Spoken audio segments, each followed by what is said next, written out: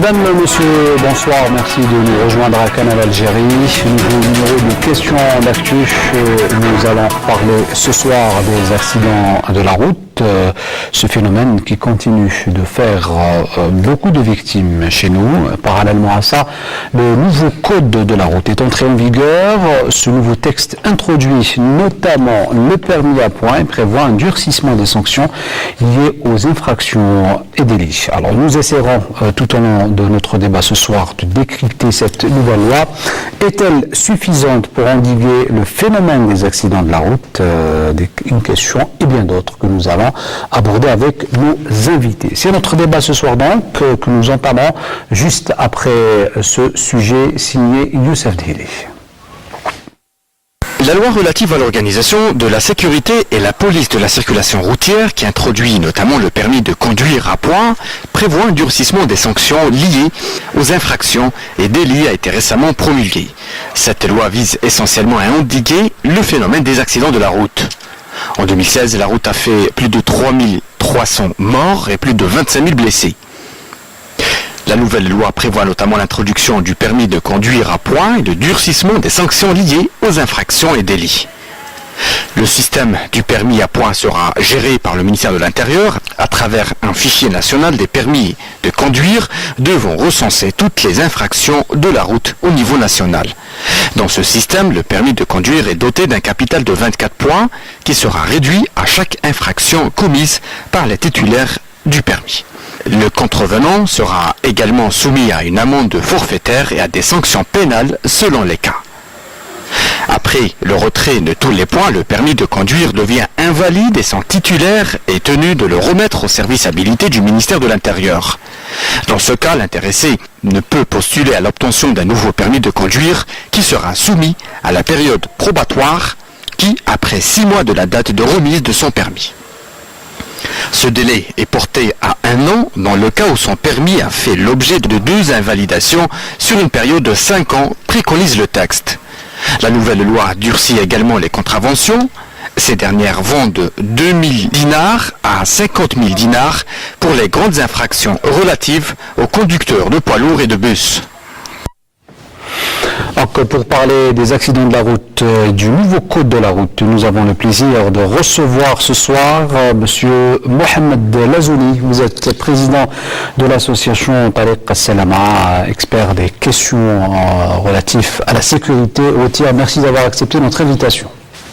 Merci. Je tiens d'abord à remercier nos amis téléspectateurs qui veulent bien nous recevoir chez eux. Et je leur demande de bien faire attention et de se concentrer, parce que c'est une question, en réalité, la prévention routière, c'est une question de vie et de mort. Alors, également avec nous ce soir, Monsieur Ahmed Neit El-Hussein, vous êtes directeur général du Centre national de la prévention routière. Et à vos côtés, Monsieur Abdrani Hammani, sous-directeur de la circulation de la prévention routière auprès du ministère des Transports et des Travaux publics. Merci d'avoir accepté notre invitation. Merci. Alors, je commence avec vous, Monsieur Lazouni, pour faire face aux proportions alarmantes que connaît le phénomène des accidents de la route en Algérie. Une nouvelle loi, un nouveau code de la route a été promulgué. Quelle première lecture faites-vous de cette loi? Merci, Monsieur Nazim.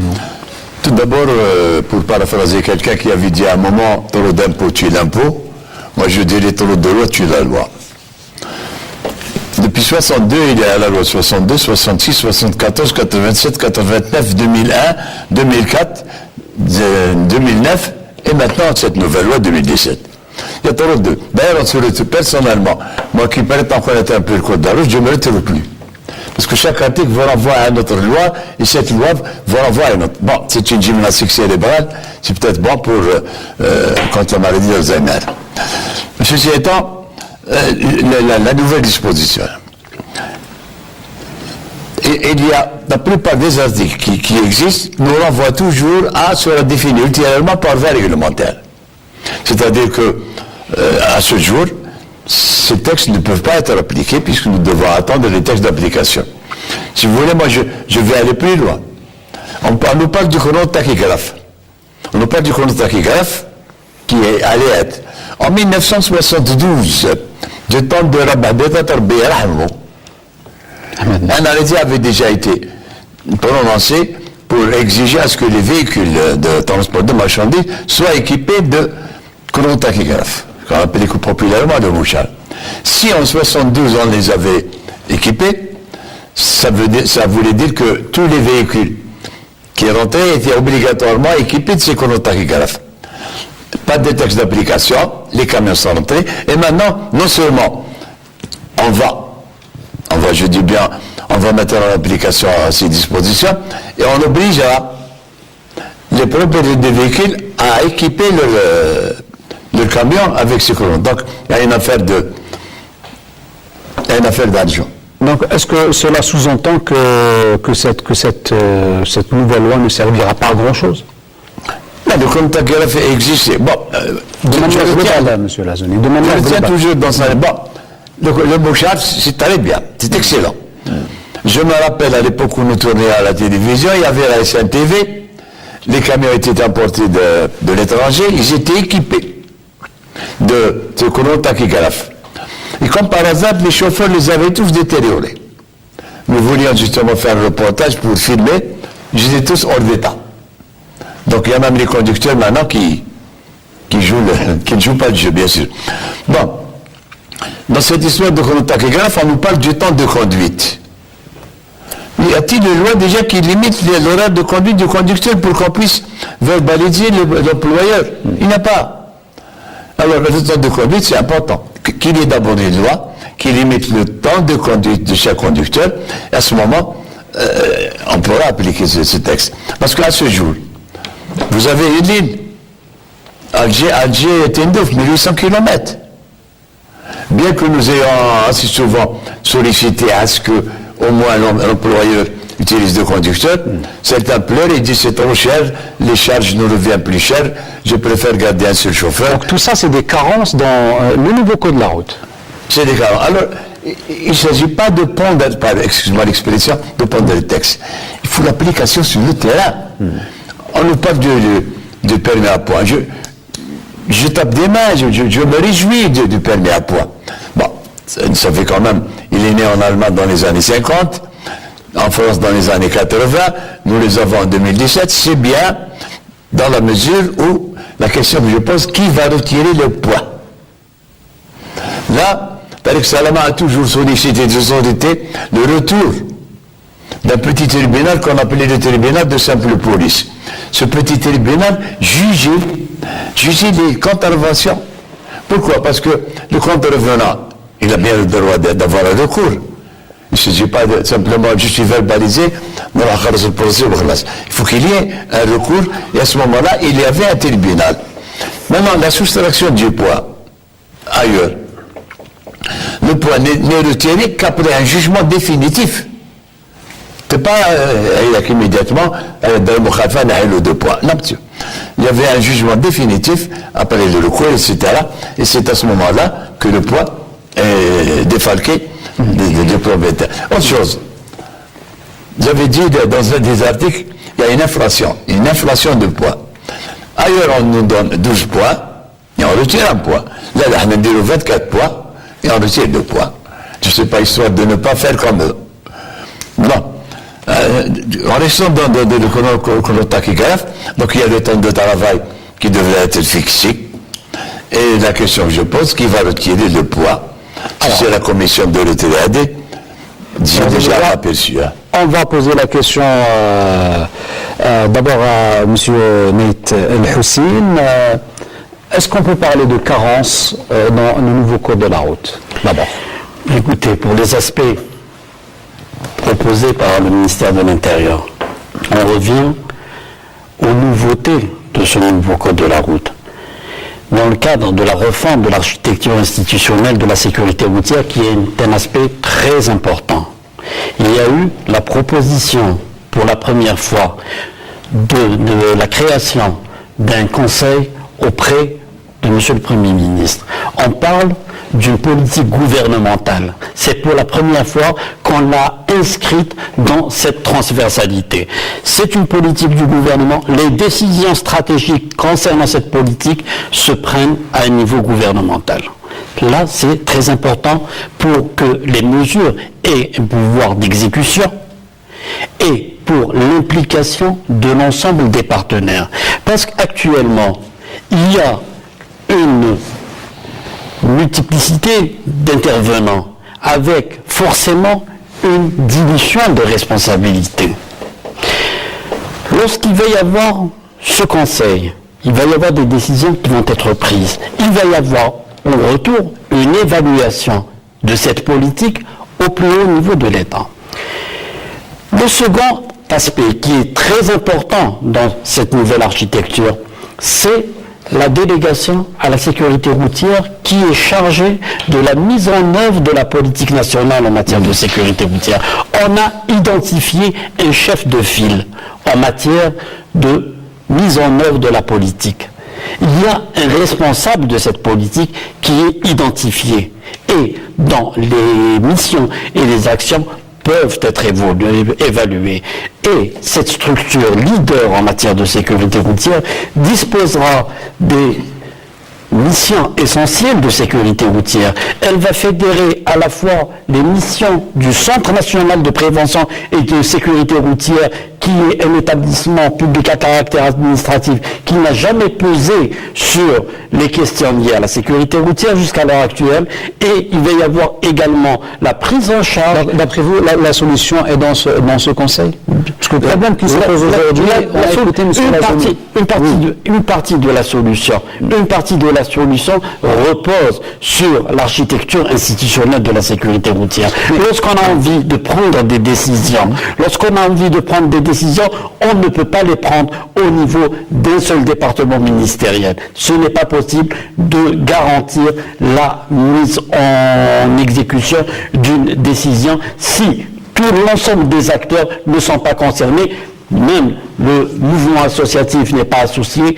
C'est-à-dire tous les acteurs de la sécurité routière doivent intervenir et doivent être impliqués dans la mise en œuvre de cette politique. Sans ça, on n'arrivera pas à avancer dans ce domaine. Mais on a comme l'impression qu'à chaque fois, on décrète une loi, on essaie sur le terrain, le bilan est négatif et on propose une autre loi. Écoutez, on n'a pas... S'il y a des carences, dans ce cadre précis, on n'a pas inventé de fil à couper le beurre. C'est des recommandations internationales en matière d'organisation. Il faut arriver à une structure leader, une structure responsable de la mise en œuvre qui va fonctionner de manière transversale en impliquant l'ensemble des acteurs. C'est un schéma qui est adopté à travers le monde. On ne vient pas de l'inventer. Mais c'est pour la première fois qu'il a été consacré au niveau de la loi. Là, c'est le premier aspect qui est très important en matière de restructuration. Le deuxième aspect qui est lié au permis de conduire à point. On ne parle pas uniquement du permis de conduire à point, et M. Elsoni est là pour témoigner. Le plus intéressant dans cette histoire, c'est de disposer de fichiers automatisés. Le fichier des permis de conduire est celui des cartes d'immatriculation et avec bien évidemment un fichier des infractions. À partir de ces bases de données automatisées, on pourra imaginer tous les dispositifs intégrant les nouvelles technologies de l'information et de la communication. On pourra migrer vers des systèmes automatisés de sanctions. Il faut disposer de ces fichiers.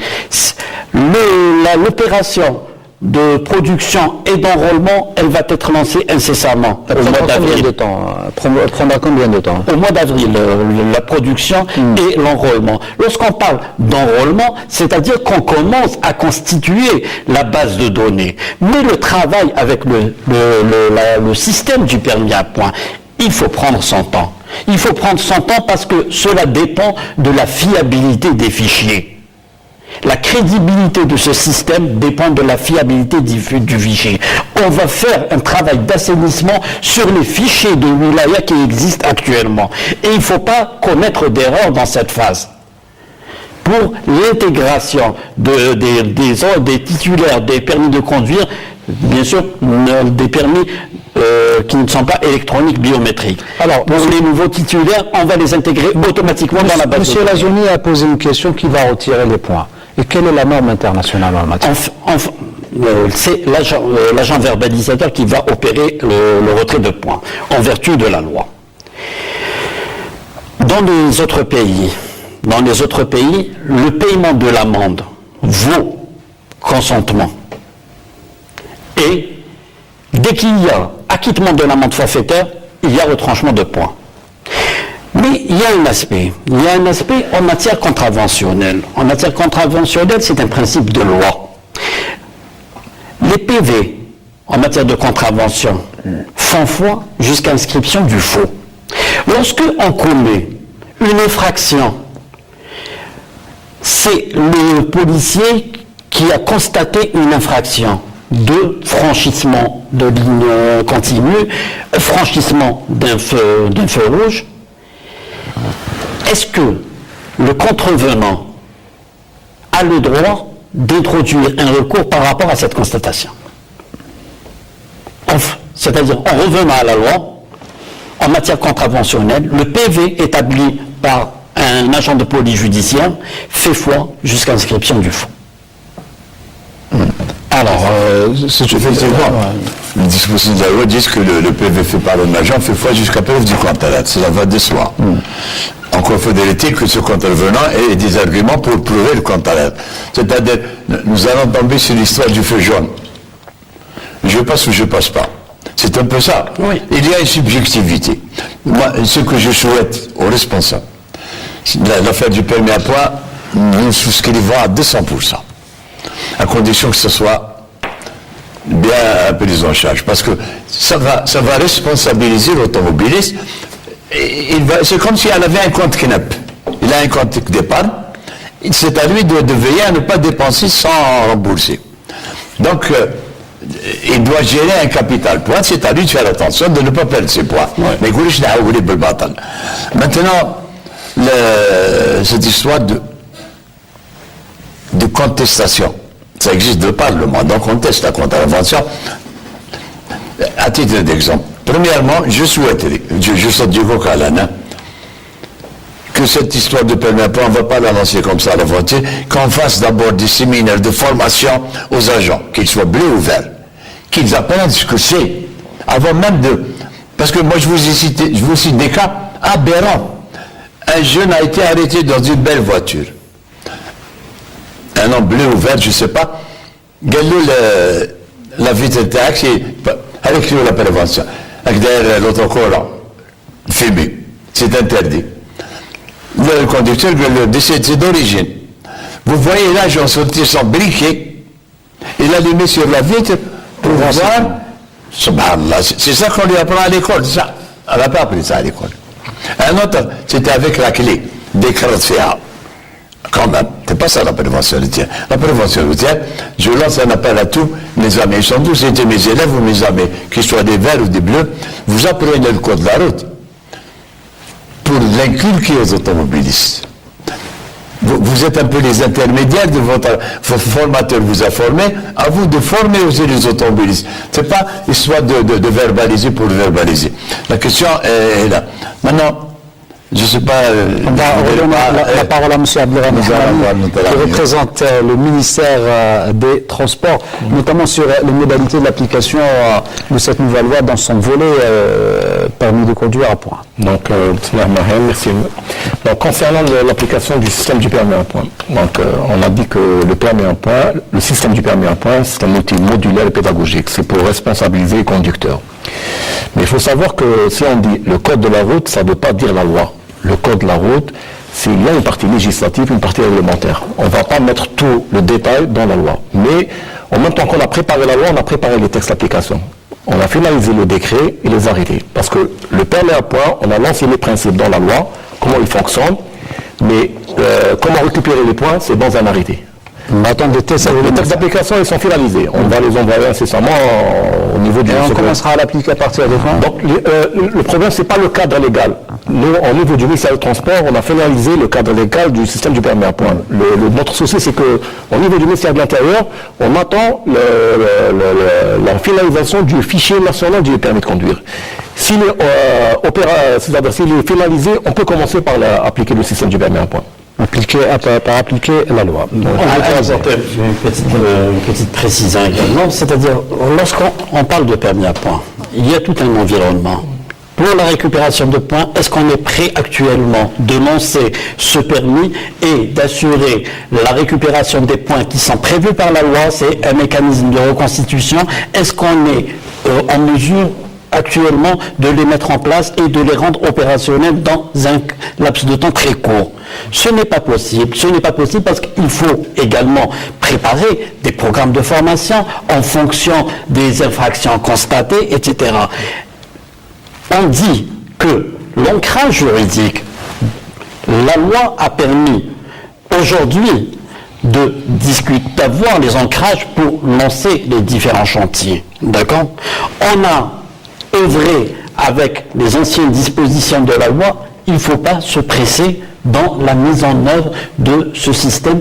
Il est complexe, on prendra le temps qu'il faudra pour le mettre en opérationnalité.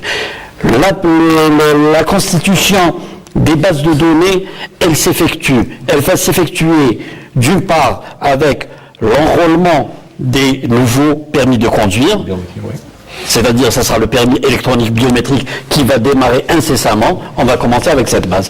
On va également, dans le cadre de ce système qui est déjà défini et mis en place, il va y avoir une partie qui va reposer sur les anciens permis de conduire.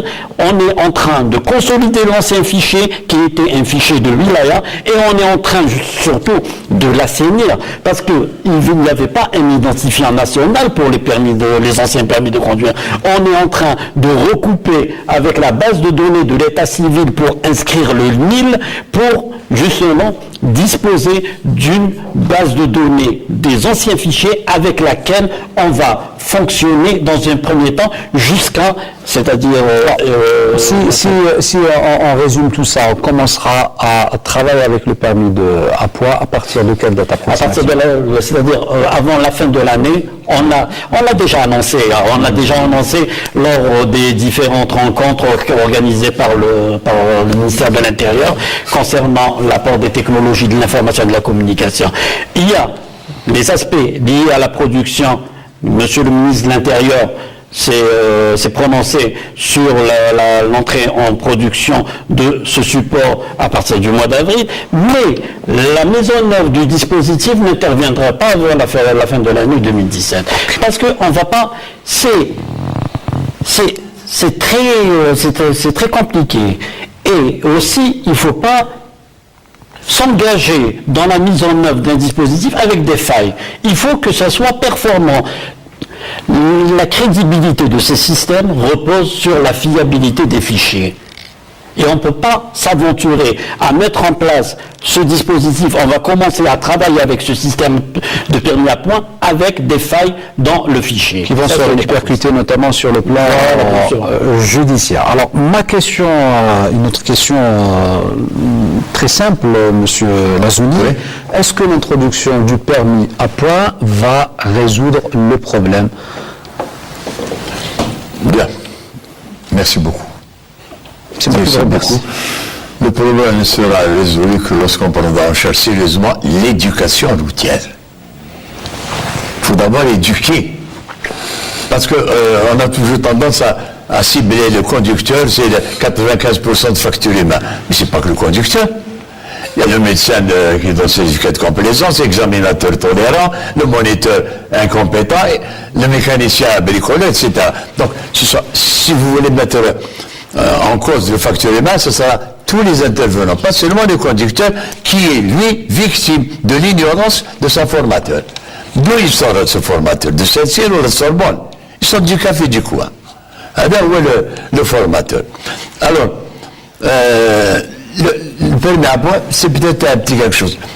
Moi, je remercie l'intervention quand il a parlé qu'on n'a pas inventé le fil à couper le beurre, effectivement, et le fichier national du permis de conduire, je souscris pleinement, parce qu'auparavant, les gens avaient deux, trois permis.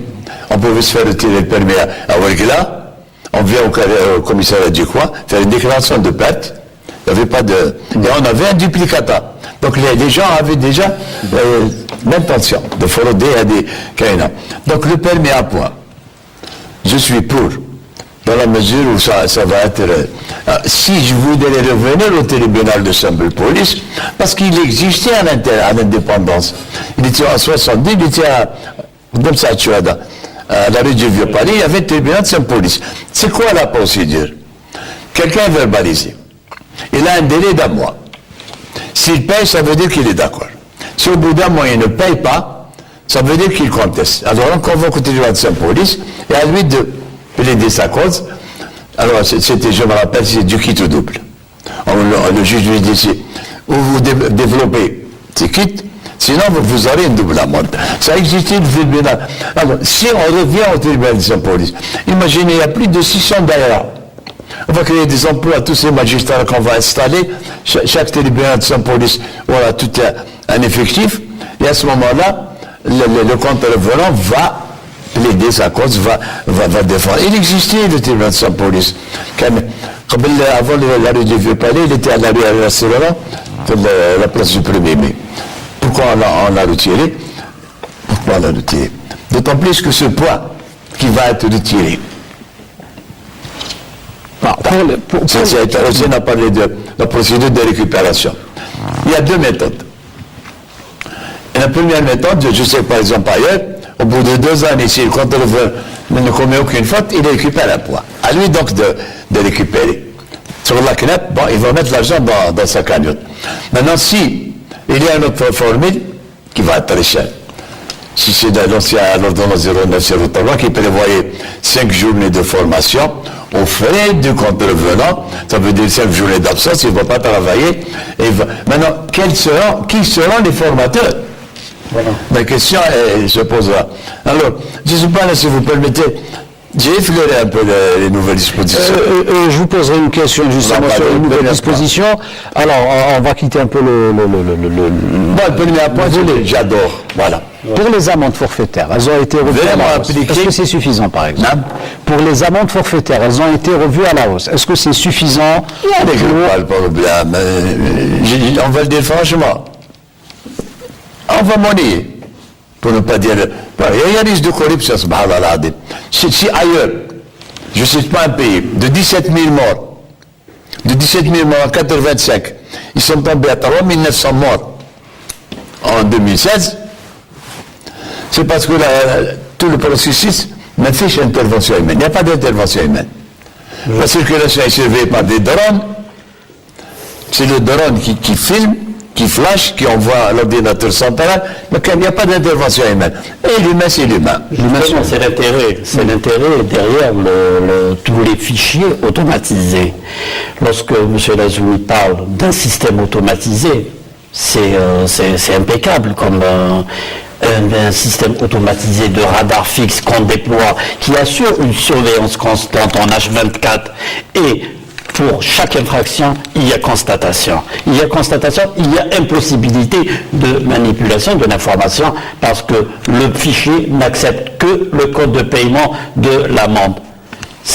Il n'y a pas de, là où il y a plus là où il y a eu automatisation, il n'y a plus d'intervention humaine, le système devient plus performant. Le plus grand nombre d'accidents se déroule dans les zones urbaines ou non, le nombre d'accidents mortels. Le nombre d'accidents mortels, c'est dans les routes nationales. Dans les routes nationales, c'est connu.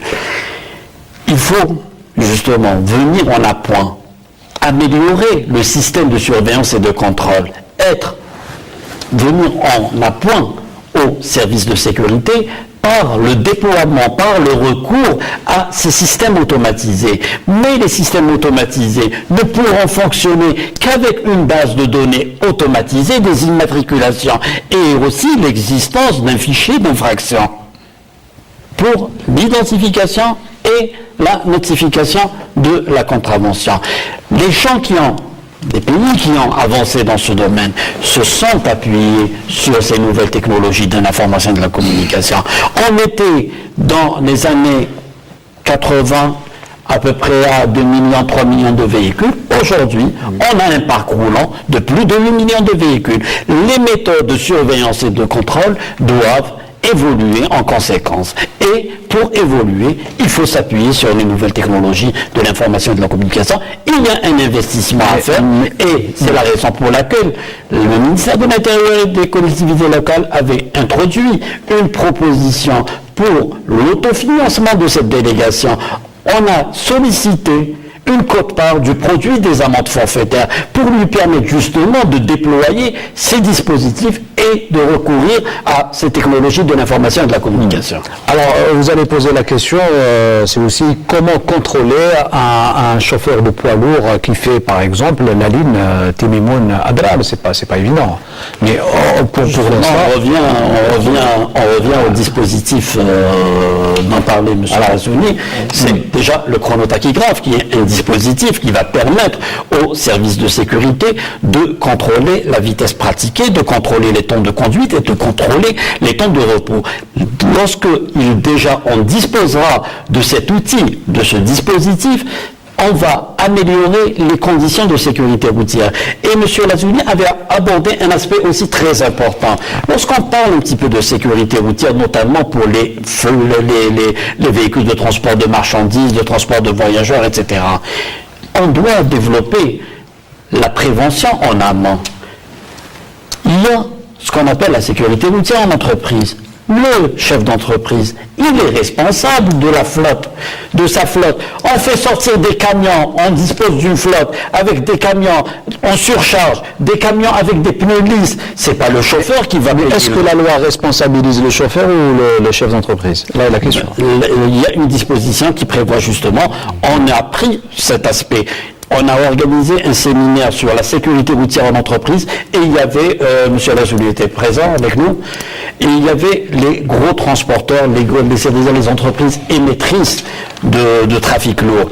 Cette préoccupation a été soulevée et cette préoccupation a été prise en charge au niveau de la loi. Donc, un complément à ce que tu as dit, M. Neich aussi, c'est que le premier point, c'est concerne le chronotachygraphe. Je sais que certes, il y avait un arrêté il y a des années 72 qui parle du mouchard, c'est le chrono analogique. Mais maintenant, depuis 2006, il y a une directive européenne, ils ont passé au numérique. Nous, on a approuvé dans le cadre d'amendement de la loi 014 d'intégrer le chronotachygraphe et l'option qui a été retenue par les pouvoirs publics de faire fabriquer le chronotachygraphe en Algérie. Donc, l'intérêt du chronotachygraphe, il va nous fournir des informations sur la distance, la vitesse et le temps de conduite et de repos. Ça fait même pas une semaine qu'on a examiné le projet de décret au niveau du secrétaire général du gouvernement. Dans le décret du chronotachygraphe, on a inséré la mention du durée de conduite et de repos. Donc, il y a l'ancrage juridique. Le temps de conduite et de repos est fixé dans un décret. Alors, l'ancrage juridique en attendant l'application. Donc, c'est cette semaine qu'on a examiné au niveau du secrétaire général du gouvernement le décret concernant le chronotachygraphe. On a essayé de développer l'idée de fabriquer le chrono en Algérie. Mais on va opter, Inch'Allah, pour le chrono numérique. Il y a le deuxième point, c'est la surcharge. Dans la loi, il est prévu la création des stations de pesage. C'est des stations soit fixes ou mobiles qui vont prendre en charge le problème de la surcharge de transport de marchandises. Où on détermine la responsabilité. Déjà, dans l'article 12 de la loi, il dit que le conducteur est responsable civilement et pénalement durant la conduite, mais en même temps, on va responsabiliser l'entreprise. Parce qu'on va exiger que le véhicule doit être pesé à la sortie des usines, à la sortie des carrières ou tout ça. Donc, il y a un encadrement qui est en train de se préparer. Allez-y, monsieur Lazouni. Effectivement, le problème, justement, une fois dans une émission à la télé, un journaliste avait posé la question à un directeur de travaux publics de la wilaya de Msila. Il avait posé le problème, il a dit, ça fait pas longtemps que cette route a été refaite, elle est déjà dégradée. Le directeur a dit, c'est pas de ma faute, c'est les poids lourds, il y a trop de poids lourds qui circulent. Bon, premièrement, Vous savez, les dispositions de la loi exigent, je crois, 350 kilos par centimètre carré. Donc il y a déjà des normes. Dans le passé, dans chaque patelin, il y avait une bascule publique. Ce qui n'existe plus. Bon, on en parle dans la nouvelle loi pour les stations de pesage. Mais comme vous l'avez dit, moi j'étais à la carrière Joubert. Une charge, à la sortie des camions de gravats, on devrait déjà les peser et retirer l'excédent. Parce que qu'est-ce qui dégrade la chaussée? C'est particulièrement en hiver. La chaussée est mouillée, sous le goudron, la terre est molle, et le poids, il écrase le goudron. Bon, premièrement, à ce jour, je n'ai pas vu en Algérie la plaque balade de dégel. Les barrières de dégel doivent exister. Le Wali, dans sa région, lorsqu'en hiver, il y a risque de dégradation de la chaussée, il limite le tonnage des véhicules qui doivent passer. La barrière de gel, je ne l'ai jamais vue. De même que je n'ai jamais vu les manchons d'orientation de l'air, de vent qui passe. Parce que je m'excuse d'accaparer, je vous cite une anecdote. Alors, des gens sont venus me voir, me disent, Monsieur Razoni, faites attention, si vous vous rendez vers ردaya, au kilomètre 50, alors Miskoun, il y a des génies. Et je me suis déplacé là-bas, il y avait un palmier, c'est l'Hanna, des chiffons, des colifichés, etc. Et tout le monde s'arrêtait là, récitait la Fatiha et reprenait la route. Le comble, j'ai vu quelqu'un s'arrêter, sortir un géricando et arroser le palmier. C'était un médecin. Il m'a dit, c'est comme le pari de Pascal, j'y crois pas, je préfère m'arrêter, je ne perds rien du tout. En fait, cet endroit-là, et c'est vrai, il y avait beaucoup d'accidents dans cet endroit-là. Il y a un vent latéral très fort. Il y avait un oued. Donc le vent latéral très fort, lorsque les voitures roulaient à grande vitesse, ils ne pèsent pas grand-chose sur la chaussée et ils sont projetés. Partout ailleurs dans le monde, j'avais même parlé de l'ancien ministre de la République, de placer le manchon d'aération comme on voit dans les aéroports, qui indique aux gens, attention, vent fort. Si le manchon est montant, c'est qu'il y a du vent fort. S'il descend en bas, il n'y a pas de vent. C'est rien du tout, ça. Ça pourrait éventuellement permettre l'éducation. Alors, pour parler d'éducation, allez, je vais être un peu acide. Merci d'être tolérant. La loi 8709, donc ça fait 40 ans.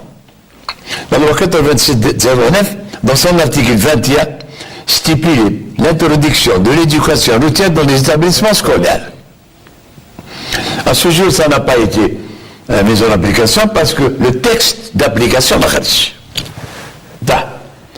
Or, lorsque la loi obligeait les gens qui avaient 1 million de dinars, ils devaient obligatoirement passer par la banque, le texte d'application est sorti le lendemain. C'est une question à 0 dinars, je n'ai pas de réponse. Bien, donc l'éducation routière, c'est très important. Moi je suis vieux, mais j'étais gosse à l'époque, et on venait avec les voiturettes dans la cour de l'école nous apprendre sur le point justement qui est très important concernant l'état des routes, un des facteurs qui cause énormément d'accidents de la route. Oui, donc c'est pris en charge par la nouvelle loi. On a prévu la création des stations de pesage, soit c'est des stations fixes ou mobiles, en concertation avec nos services des travaux publics. On va préparer un décret pour la création et la mise en place, leur implantation, et quelles sont les conditions. Parce que dans la loi, on a précisé les normes de la charge qui est réglementaire. Par exemple, par essieu, il ne doit pas dépasser 13 tonnes par essieu. Et même on l'a classé comme quatrième contravention, le non-respect de la charge utile. Donc, je pense qu'on est en train de préparer le décret concernant pour la création des stations. Il va prendre en charge ce volet-là. Il n'y a pas que les stations de pesage, il y a aussi la dégradation avancée de certains tronçons routiers, notamment et surtout à l'intérieur du pays, où on constate malheureusement que ça cause beaucoup de dégâts. Mais la dégradation des routes, c'est dû au transport du poids lourd. Est-ce qu'il faut attendre la sortie ou la promulgation des décrets pour trouver des solutions? Non, les services de travaux publics sont en train de faire l'entretien des routes parce que c'est coûteux d'assurer l'entretien des routes. Donc, mais peut-être à l'avenir, avec la création de ces stations, peut-être on peut régler ce problème. Les musulmans sont aussi très coûteuses. On va passer, donc, on a parlé du permis à points, on a parlé aussi des contraventions. J'allais vous poser la question, vous, Monsieur Lazouni, ou peut-être Monsieur Ahmed Mek Houssine. Certains parlent de prix un peu dérisoires par rapport à la norme internationale concernant les contraventions. Concernant les contraventions, bon, il y a eu une revue à la hausse du montant des amendes forfaitaires on a accès sur la 4e classe.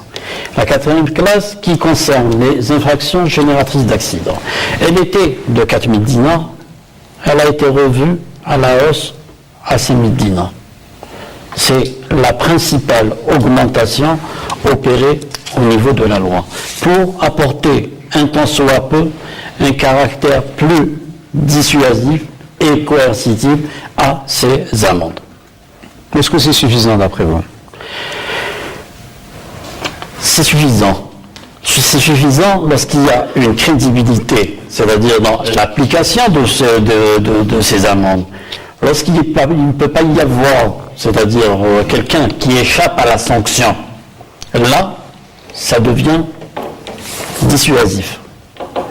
Et là, c'est-à-dire on revient vers le système qui sera mis en place avec des PV électroniques, avec un contrôle automatisé, etc., qui va éradiquer toute possibilité de complaisance ou d'intervention en matière de paiement des amendes et de défalcation de points. Alors, parmi les mesures qui ont été prises avant la promulgation de cette loi, celle prise par la Direction générale de la Sûreté nationale à travers l'introduction de patrouilles motorisées le long des grands axes routiers, peut-on faire d'ores et déjà un bilan? Pour ce qui est actuellement, je suis. Non, je vous parle en tant que directeur général du. Oui. Les brigades de sécurité routière créées au niveau de la DGSN ont eu un impact positif sur le comportement des usagers. Je me souviens, à l'issue de 6 mois de 6 mois de mise en œuvre de ce nouveau dispositif, il y a eu une augmentation du nombre de faits constatés et ces brigades ne s'intéressaient qu'à certains types d'infractions, c'est-à-dire les dépassements dangereux, le non-respect des distances de sécurité, etc. Elles avaient un cahier de charge par rapport aux infractions à constater. Ce n'étaient pas des brigades de sécurité routière destinées pour la surveillance du port de la ceinture, etc. On voulait axer sur certains types d'infractions. Et ces brigades également évoluaient avec le centre de commandement de vidéosurveillance de la capitale. C'est-à-dire, lorsqu'il y a eu visualisation d'une infraction, il y a le contact de la brigade de sécurité routière qui intervient. C'était la chasse aux contrevenants, notamment ceux qui adoptent un comportement très dangereux en circulation. L'impact est positif. L'impact est positif parce qu'on le voit, on le constate. Lorsqu'on parle, c'est-à-dire lorsqu'on descend un petit peu sur la route de la Hélène, etc., notamment pour les poids lourds qui empruntent, on voit que tout le monde est aligné, ça a permis un changement de comportement et ça mérite une généralisation. Généralisation donc de ces brigades, notamment à l'intérieur du pays, Monsieur Lazouni. Monsieur Lazouni les connaît parce qu'on a commencé avec Chantal Marfé. Cela dit, les conducteurs, les chauffeurs qui slaloment sur l'autoroute sont toujours très nombreux. Vous savez, les appels que je lance beaucoup aux hommes automobilistes, n'ayez pas peur de la casquette, ayez peur de l'accident. Avoir peur de la casquette, l'embarras est limité, on les connaît. D'ailleurs, récemment, avec un commandant de groupement de gendarmerie, m'avait déclaré, là où je mets un barrage, je peux garantir 300 mètres à l'après. Au-delà de 300 mètres, les gens reviennent à leur folie. Donc on ne peut pas jalonner le territoire national avec des gendarmes, des policiers. Il faudrait faire sentir à l'automobiliste la peur de l'accident. Bien, ceci étant, le problème de la formation d'entreprise. Je tiens à remercier l'initiative qui a été prise par le directeur du centre hospitalier universitaire de Sétif. Il a appelé votre serviteur et il m'a sollicité, je me suis déplacé. Il a rassemblé tous les ambulanciers de la wilaya pour faire une séance de sensibilisation.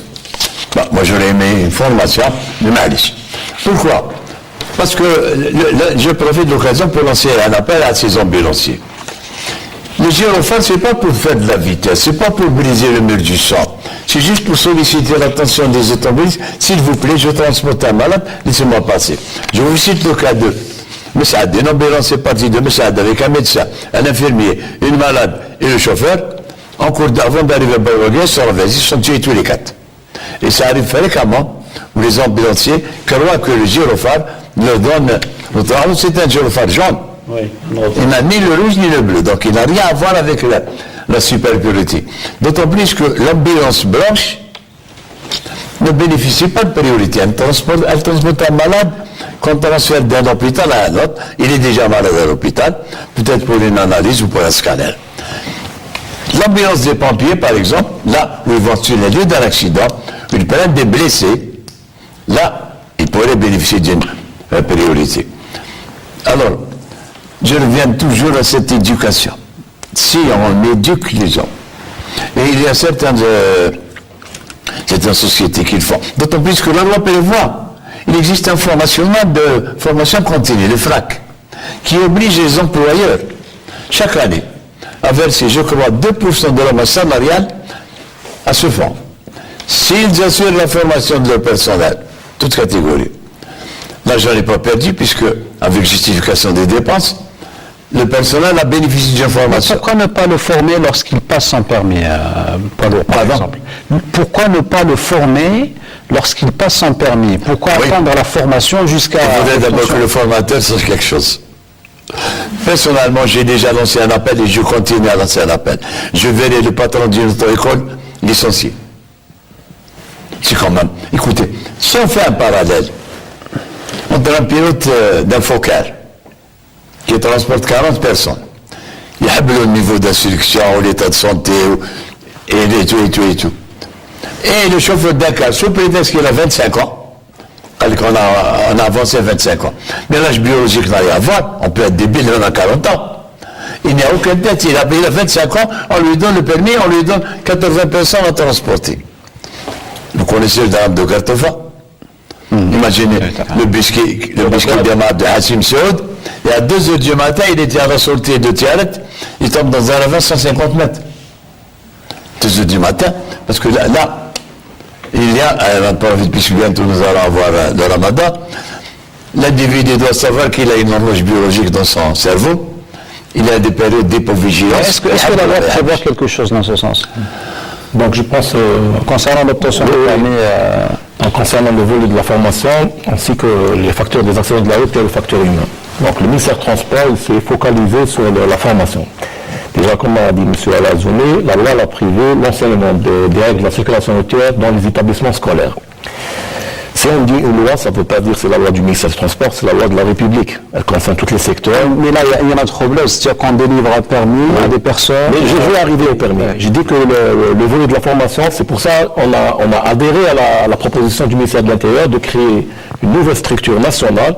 Alors, elle inclut tous les acteurs concernés pour améliorer la sécurité routière. Donc, sur le volet de la formation du permis de conduire, on a revu les conditions d'agrément des auto-écoles. C'est récemment par le décret de 2012 et il a été modifié en 2016, où on a élevé le niveau de gestionnaire de l'auto-école et même le niveau du moniteur. On a revu même le programme de formation. Parce que si on a un bon moniteur, il faut avoir une qualité d'enseignement. Donc, le programme de formation, il a été amélioré en concertation avec notre Centre national du permis de conduire. On a revu tous les programmes des différentes catégories du permis de conduire, de la catégorie A, B, C, D. Et même pour le transport de voyageurs et marchandises. Justement, est-ce qu'il faut introduire un niveau d'instruction spécifique? Bon, on a introduit un niveau pour le moniteur, Parce qu'auparavant, c'était le 9e année. Maintenant, on a élevé le niveau. Mais le problème des chauffeurs, c'est exiger, on est en train de former les chauffeurs professionnels. C'est-à-dire, le chauffeur de transport de personnes, de marchandises, en plus de la catégorie qui est exigée, la catégorie C pour le transport de marchandises ou la catégorie D pour le transport de personnes, il est obligé de subir une formation pour obtenir le brevet professionnel. Déjà, il est prévu dans la loi que le brevet professionnel, c'est un document de bord. Ça veut dire, c'est pas l'âge de 25 ans, il peut conduire transporter des personnes. On va profiter de l'occasion pour poser la question à M. Nekel Houssine, en tant que directeur national du Centre de prévention routière. Est-ce que faut-il, comme le préconise M. Lazouni, exiger un certain niveau d'instruction pour les chauffeurs de poids lourds? Il faut qu'il y ait des filtres. C'est-à-dire, on ne peut pas généraliser. Il faut qu'il y ait des filtres, je rejoins parfaitement. On parle de capacité. Il y a des gens qui n'ont pas cette capacité. Pour conduire, il faut qu'il y ait des filtres, des tests psychotechniques pour l'accès à la conduite. Pourquoi pas de l'exiger? Aujourd'hui, on se limite à un certificat de médecine générale et c'est-à-dire l'acuité visuelle.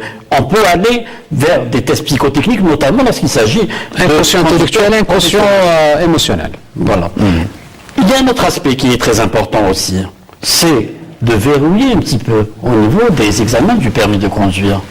Il faut mettre en place, lorsqu'on parlait d'automatisation, lorsqu'on parlait de nouvelles technologies de l'information et de la communication, on peut évacuer ce facteur humain dans la proclamation des résultats, notamment dans les aspects théoriques. Ça se fait à travers le monde.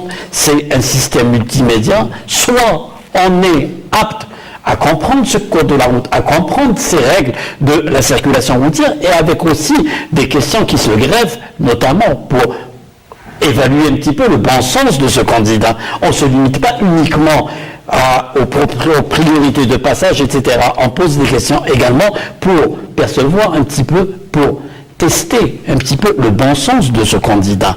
Là, ça, on va aller on est obligé d'aller vers ce système. Des centres d'examen, c'est l'État qui délivre le permis de conduire avec les moyens de l'État. Et c'est des dispositifs automatisés qui vont nous permettre de mettre dans le circuit uniquement les gens qui sont en mesure et qui ont cette capacité de conduire. Il ne reste pas beaucoup de temps, je vous laisserai 2 minutes pour terminer, M. Lazouni. C'est-à-dire, si je souhaiterais, plutôt que si ce conducteur est à niveau, il y a l'énergie cinétique qui rentre en considération et que le conducteur ignore, il y a la force centrifuge qu'il ne connaît pas, il y a le centre de gravité, toutes ces données à donner, il faudrait au minimum, un conducteur du groupe lourd, au minimum terminal. Et je suis d'accord pour conclure, Wedger, un semi-remorque, a tué 3 gendarmes qui faisaient le constat de l'accident et il a embouti 20 voitures qui étaient à l'arrêt. Donc c'est dire un peu l'énergie cinétique qui a été développée par ce semi-remorque. Est-ce qu'il connaît la formule E égale 1/2 MV2? J'en doute. Alors, il faudrait qu'on relève, il y va de la survie. Les automobilistes. Maintenant, nous avons peur d'affronter la route. Parce que le problème est... Alors, moi, ce que je souhaite qu'on lance, à les dispositions de la loi, en réalité, l'expédition, c'est du réchauffé. Tout ce qui est dit dans cette loi existait déjà dans les lois précédentes et ça a tout été sera défini ultérieurement par voie réglementaire. Prenons, pourquoi tous ces textes, pourquoi toutes ces lois, alors qu'il aurait fallu prendre. Je prends par exemple l'ordonnance 74-107, c'était un bijou. Il fallait simplement relever le taux des amendes parce qu'à l'époque, en 74, l'amende du piéton était à 20 dinars. C'était pas tellement dissuasif. Mais la question n'est pas là. Donc, et puis la formation. Les entreprises ADA, il faut les responsabiliser pour assurer la formation de leur personnel. Il y a, je salue Sonalgas, je salue MPV, je salue Amened, il y a énormément de sociétés qui font appel à votre serviteur dans le cadre d'un institut où j'exerce comme consultant et nous assurons la formation. Le conducteur découvre, pour clôturer, j'apprends à nos amis auditeurs que certains pneus ont un sens de rotation.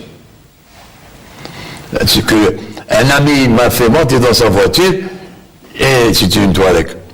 Et j'entendais un peu que c'est pas normal, Mohamed. Ça fait c'est toujours comme ça. Je descends, je regarde la flèche, les pneus étaient montés dans le sens inverse à la marche. Il m'a dit, pourtant, c'est un vulcanisateur ancien. C'est ça le hic. Vulcanisateur ancien. J'ai dit à l'avenir, adressez-vous à un vulcanisateur qui sort du centre de formation professionnelle. J'apprendrai à nos amis téléspectateurs qu'il existe des pneus comme les chaussures, pied droit et pied gauche. Alors, il faut une formation. Il faut une formation. Merci, M. Mohamed Lazouni, président de l'association Tariq As-Salama, d'avoir répondu à notre invitation. Merci à vous également, M. Ahmed Nait El-Hossein, directeur général du Centre national de la prévention routière. Merci à vous également, M. Abdrani Hammani, sous-directeur de la circulation et de la prévention routière auprès du ministère des Transports et des Travaux publics. Merci à vous également, madame, monsieur, de nous avoir suivis. En espérant vous retrouver la semaine prochaine pour un nouveau débat de questions d'actu. Je vous dis au revoir et bonne soirée.